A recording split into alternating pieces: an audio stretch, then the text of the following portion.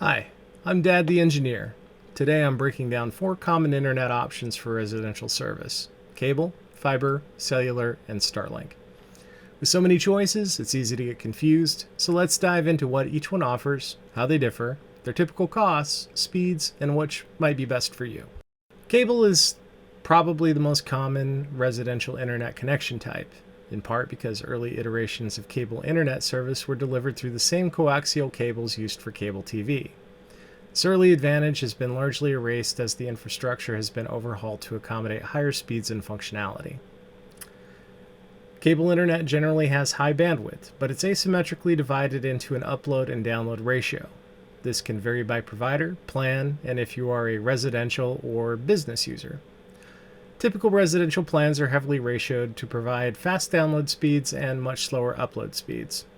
This generally fits the use cases of most home users, but cable internet may not be a good option if you consistently upload large amounts of data. Cable internet is widely available in suburban and urban areas and is usually reliable. If you're looking for a solid, generally affordable option, cable can be a great choice. While cable internet reliability isn't directly tied to inclement weather, it's worth noting that power outages along your provider's network route can affect your access, even if power is on where you are. Required hardware generally comes in the form of a provider leased cable modem or cable modem router wireless access point combo unit. You should be able to use your own DOCSIS modem if you want to avoid a recurring fee for the device lease, but you need to check with your provider for a supported device list.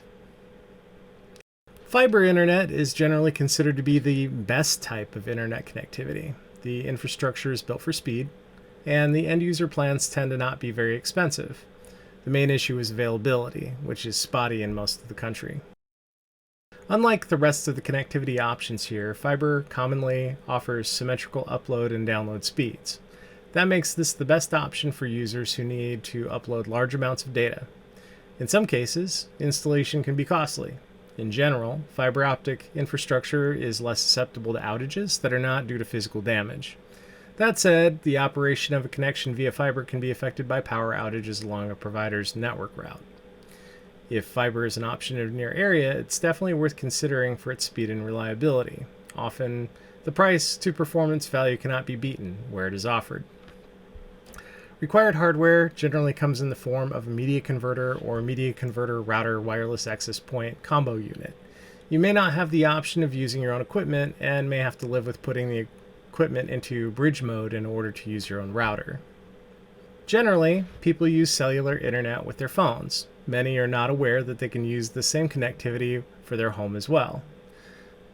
Cellular internet is typically provided with 4G, LTE, or 5G service. Cellular connectivity is often available in areas where traditional wired internet might not be available. It's possible to get cellular internet connectivity that isn't subject to data caps, but it's worth noting that that kind of unlimited service may not be available with all carriers, and it generally costs more. Speeds can vary based on network congestion in your area, plus inconsistent latency can affect activities like gaming or video calls.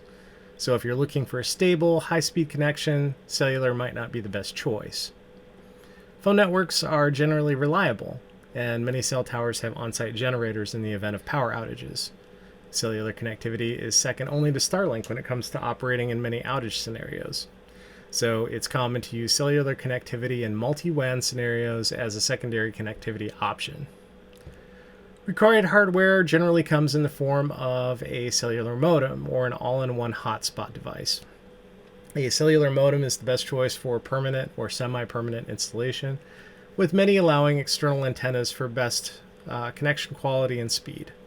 An all-in-one hotspot is good for connectivity on the go, with interoperability, performance, and versatility all suffering in the trade-off.